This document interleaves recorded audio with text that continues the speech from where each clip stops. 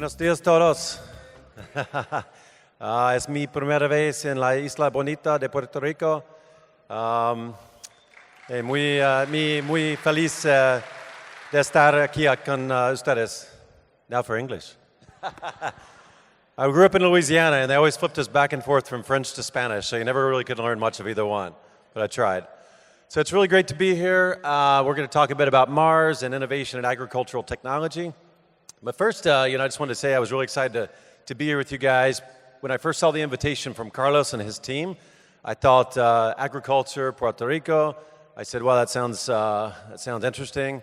But the only news we hear in the States, of course, is about some of the financial problems down here, if we hear much of anything at all, or friends taking trips to the islands and such.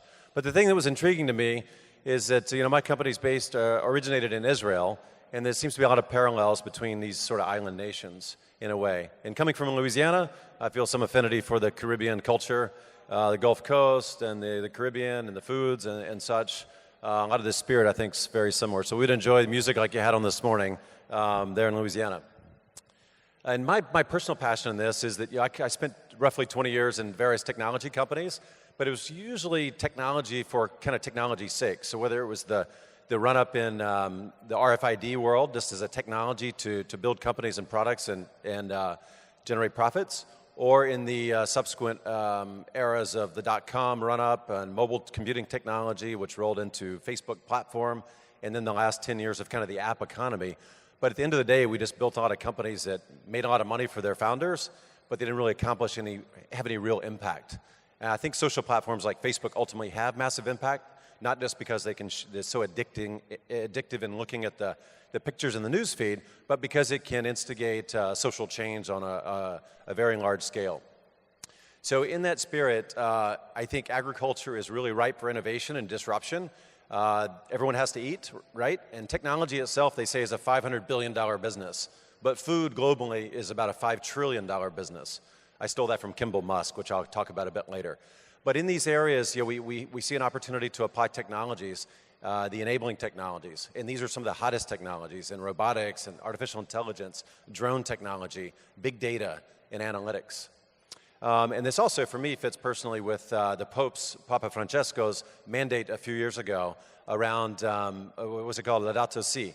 And the idea was that we can't have a sustainable planet without a sustainable humanity.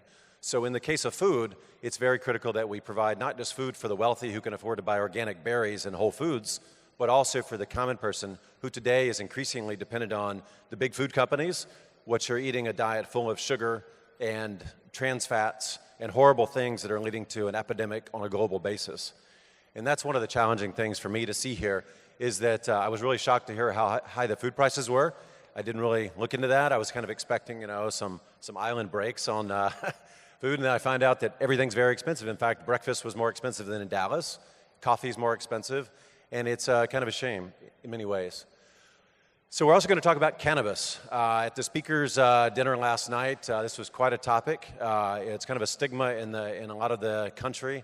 But as we all know, I think the thing we should be stigmatizing is Big Pharma and the way that they've hooked our people on opiates and all kinds of drugs that ultimately, no matter what the wonder drug is, 10 years later they tell us it causes liver or kidney damage.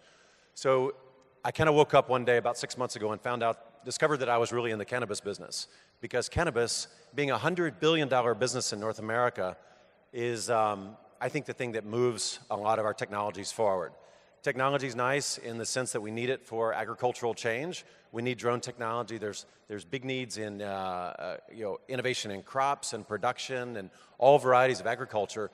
But cannabis is interesting because it's an unstoppable trend towards legalization, not worldwide, but in many markets, and certainly in North America.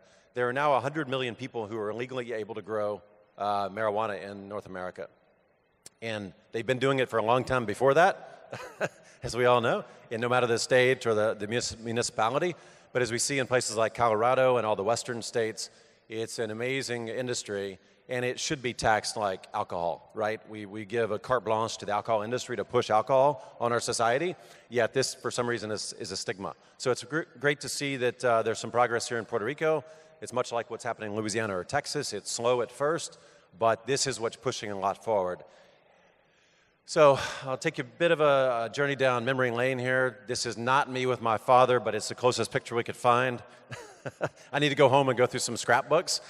But I wanted to go back to this because while I spent 20 years roughly in technology, my roots were in Louisiana. I grew up on the bayous. Anybody know what a bayou is? It's like a small little stream. It's muddy. It's where crawfish live. But we lived on a bayou. I had little pirogues, had guns and motorcycles, and we also had big gardens because we had a massive yard. So we had a lot of fruit trees and vines and apple trees and such, but we also built big gardens. And then my father happened to be into hydroponics, which he had seen in Mother Earth News back then in the 70s and 80s. So I grew up with hydroponic farms. None of it was technology advanced. It had equivalent of like a toilet sort of floater valve to turn on and off the pump, and it would trickle down through these troughs. But nonetheless, I was captivated by that as a kid. He had it over the next 2 decades or so. And then it wasn't until I didn't really do any more farming than probably most of you do in terms of backyard farming or herbal gardens and such. But in 2013, it was a pivotal year that I went to Israel for the first time, and I discovered kind of their connection to, or the origins of drip irrigation and the fact that they turn the desert into arable land that produces the produce they need to feed their people. So I mentioned we're going to talk about Mars. This is, Mars has always captivated the minds of science fiction writers, Hollywood certainly, recent movies about Mars. But the person that's probably accelerated the appreciation and sort of intrigue of Mars the most in recent years has been Elon Musk. I think he's replaced Steve Jobs as everyone's sort of idol in the tech world. And he has his hands on a lot of things, as you probably heard. Tesla, of course, but SpaceX, and more recently, this new tunneling effort to build highways under the city in places like LA. He's starting to build all these tunneling machines. But the cool thing about Mars is that it captivates the minds of I like to say, geeks around the world. People dream about being able to colonize Mars. It's just this thing. Elon thinks it's critical to the survival of humanity. I think that's a bit of a long shot, but if it gets people thinking about what we need to survive on Mars, I think it's pretty darn cool. My company, Flux, has been driving the dialogue on cannabis and Mars, which sounds kind of funny. It's sexy enough to get journalists to write about it, but we actually we created an organization with some European friends called the Mars Farm Odyssey. You can go to marsfarm.org to see more about that. And we have a collection of companies, and we held a symposium actually on the rooftop of our founder's house in Israel back in the fall. And it was a set of workshops where people came forward talking about all the problems of colonizing Mars, what we would need on Mars in terms of technology, and checking my clock. I think it's counting down instead of up. That's good. But the idea is that it brings a lot of minds together, a lot of creative minds, and those technologies have a big trickle-down effect. NASA is helping out with the cause here. They've got a program called iTech, an accelerator program in Langley, Virginia. And the idea there, too, is technologies we need to survive in deep space, to support life in space, because you can take a limited amount of food to Mars for a big mission, but you can't bring what you need for 5 years, much less water and such. So our company actually applied to this program. We're a finalist in that. And this example of, I should have clicked to this before. So this is from, Fast Company wrote a nice article about this because it just brings together so many exciting things we love to think about when we think about technology and applications to building the future. Let's see here. Okay. And of course, to actually survive in space and to build the technologies we need, this is kind of moonshot thinking, as Google likes to call it. It's like things that you didn't think were possible. Maybe physics, maybe it's possible within the realm of physics to accomplish things, but it's this moonshot thinking. And in our case, we're taking military technology from the Israeli military that was built to make it a superior force in the world, to defend itself. And in Israel, they know long well that the technology that trickles down has created whole new industries in their economy. So we built a product called Eddy. This is this little guy right here. It's meant for home growers initially, but the idea is to enable people growing hydroponically to have real-time nutrient reads from their reservoirs. And it combines sensor technology with a custom electronics board here and some back-end technology that allows us to monitor growing environments remotely. And we've been able to do this given our expertise in military projects and a number of different private sector projects to reach a cost basis on the product that allows us to go into the home grower market, which today is dominated by, especially in the cannabis world, is dominated by grow boxes. They look about the size of this podium here, and they cost anywhere between $2,000 and $4,000. And if you look at these videos of the products, they're actually really cool.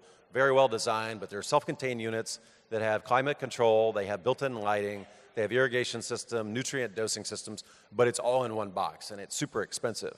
So by comparison, we have Eddy, which is a very small device, and it's a magnitude cheaper. So for us, this is kind of a Trojan horse to get into people's homes where they're already growing things like cucumbers and berries and tomatoes, and probably more likely cannabis.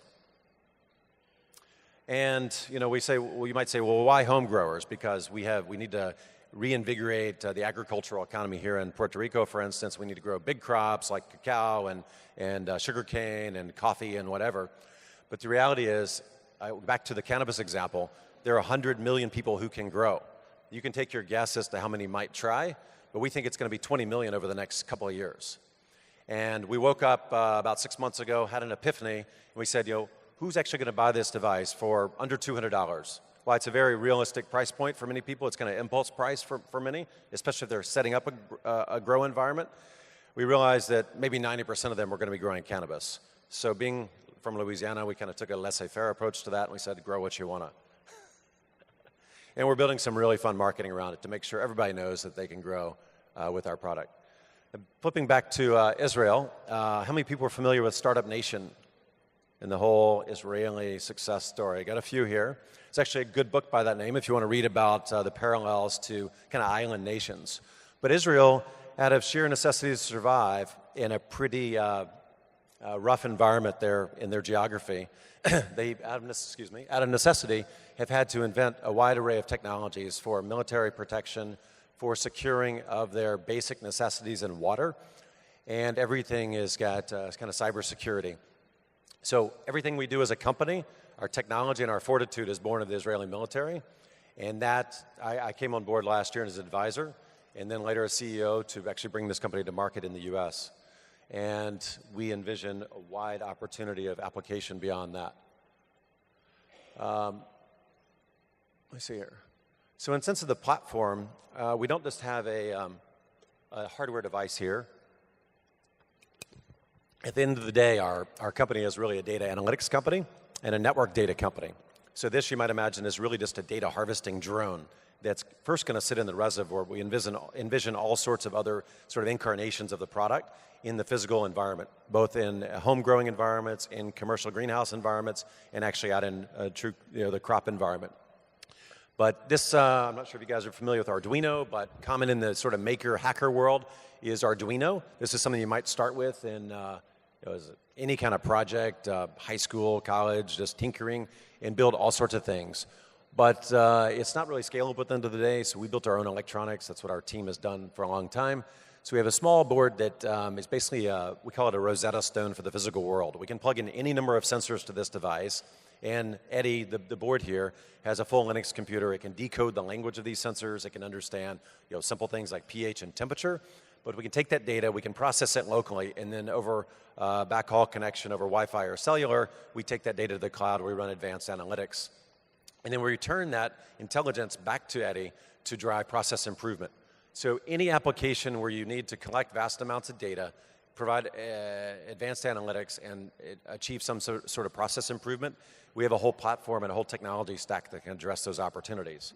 We've dog-fooded, as we say, that technology stack in building Eddy, but it can be applied to many different OEM applications. So if you have anything like that where you need to collect data, you can talk to me later. And everything, like in Israel, has a big layer of cybersecurity. In fact, when I first spoke with our CTO last year and got the sort of technology overview of the company, I was kind of mesmerized by how much detail, how much effort was put into securing the data. It turns out that's actually really critical and interesting to cannabis growers, because if they don't happen to be in exactly legal markets, they don't want people sniffing around in their data. And then overall, from a food security perspective, that's the Israeli idea, or the perspective is that our food supply must be secure. So as increasing amounts of data is in the cloud and controlling our food production, we want to make sure that data is secure. And as we think about, not as I mentioned earlier, I think the technology should be applied. We have an opportunity to use technologies to provide equity in things like food and transportation and water, access to things that not only enable people to get access to quality, nutritious foods, but and in the form of, say, organic berries or quality cannabis and such. But the real opportunity more internationally is in applying this technology stack and this approach to solving the intractable problems in global markets. Many of one of the unstoppable trends around the world is massive urbanization, and a lot of that's happening in delta cities around the world. Take your Mumbai or Lagos, Nigeria, or the island countries, there are big threats from climate change and rising seas and such. So when we can apply the same technology to solve more Western problems to the developing world, that's really gets really exciting, because this big data approach and artificial intelligence, the learnings we get from even the cannabis growers can be adapted to affect food production in the developing world. And this technology, when we reach the economy, we not only create a business in the cannabis world and get into market and have a sustainable business, but we can also then go into other markets where we've reached economies of scale with our product cost. And we can shrink those costs down to the point where we can actually give these devices away. And in that spirit, we can now help NGOs around the world, as well as the UN and World Bank mandates to achieve their missions. Because typically, or oftentimes in NGO world, there's a little hope of, there's lots of money that's that are thrown at these missions from wealthy philanthropists, but without technology, they really oftentimes don't have the means to achieve their goals. And we think by applying the technology we learn in the Western world, we can kind of translate what works for growing organic kale in Brooklyn to developed markets around the planet. And that's really exciting to us. And in fact, Israel has a long history of helping and exporting technologies to achieve humanitarian goals. Our next, on our critical path is actually getting this product to market by end of year. Someone's on the mic here. And we're actually launching a referral campaign. You can check out more about this at growwitheddy.com, and I'll be around, I think, at a stand later today if you guys want to speak. So that's it. Thank you very much for having me today. Look forward to seeing you later.